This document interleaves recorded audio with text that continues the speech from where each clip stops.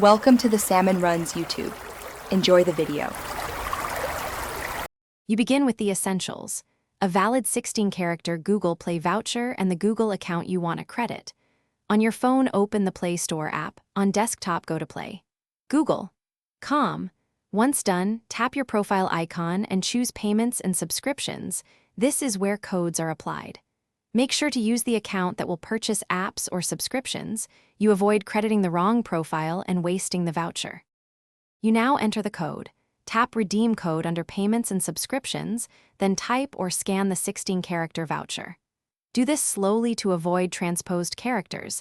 Letters like O and 0 look similar.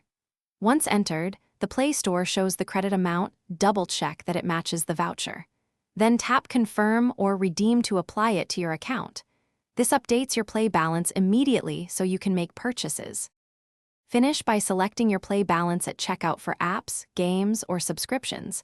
The store will use it automatically if enough funds exist.